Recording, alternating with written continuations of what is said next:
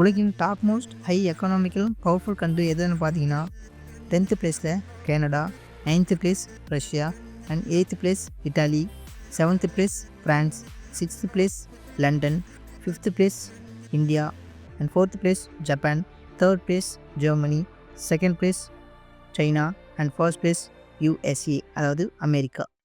Dubai சைனாக்கு oil supply பண்ணாலும் அவங்களோட transaction டாலரில் தான் இருக்கும்.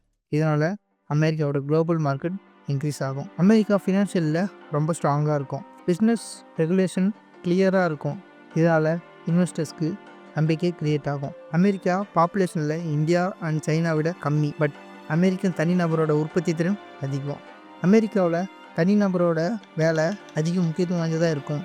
இதனால் அவங்களுக்கு அதிக வருமானம் இருக்குது. அதுக்காக செலவு பண்ணுறதுனால அவங்களோட நாட்டோட ஜிடிபியும் இன்க்ரீஸ் ஆகுது. அமெரிக்காவோட தற்போதைய ஜிடிபி வேல்யூ வந்து எவ்வளோனா கிட்டத்தட்ட $30 ட்ரில்லியன், அதாவது $30 ட்ரில்லியன்.